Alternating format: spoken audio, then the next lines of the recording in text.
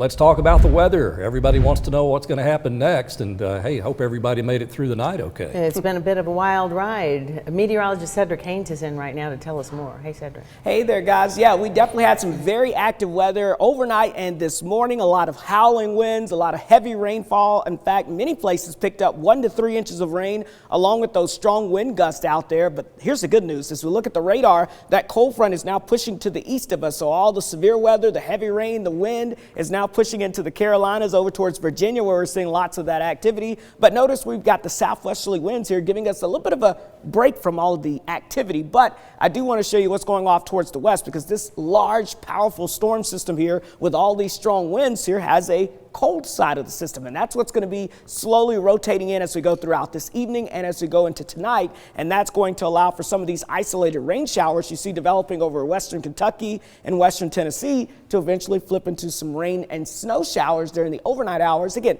this is not going to add up to a major winter event, but again, could be something interesting to just show you how dynamic this storm system is as it makes its way on through the area.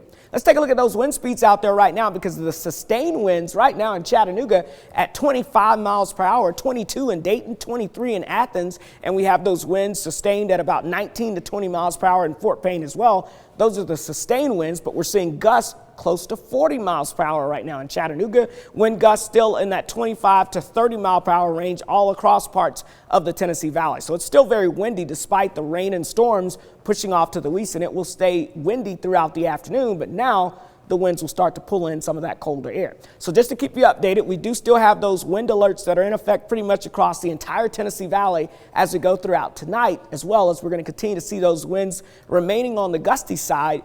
But at the same time, we're going to start to try to usher in a little colder air. So as we look at futurecasts, you'll be able to see with those strong winds coming in, we're going to start to see some precipitation rotating through on the backside of that low pressure. And as we go throughout tonight, as the temperatures begin to drop, some of these rain showers may actually flip over to a few snow showers or a few snow flurries throughout the overnight hours into early Wednesday morning. Again, this will not amount to much, but again, don't be surprised if you see a couple of snowflakes, a few sleet pellets flying around in the air. And you'll see that'll be with this early Wednesday morning before that begins to shift to the east. I think Wednesday afternoon, we're looking at some pretty decent weather across the area. And then look at this. Here comes our next heavy rain event, potentially even a chance of thunderstorms as we get into your Friday, as this next storm system begins to approach the area. And then we'll get colder air rushing in on the backside of that system as we go into the weekend. So Arctic air begins to filter into the region, and that sets the stage for the next weather system.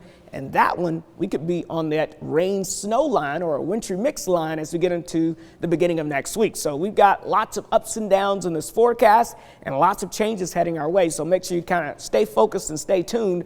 The overall main theme, though, as we go into the following week is going to be those below average temperatures that will continue to settle south into the Tennessee Valley, as we are going to be looking at a true Arctic blast, probably some of the coldest air we've seen since back in December of 22. If you remember that, it got quite cold around here. So we could be looking at some numbers rivaling that, and maybe some precipitation during that time frame as well. So we'll keep a close eye on that. Here's your Storm Alert 7-day forecast. Again, windy weather for your Wednesday.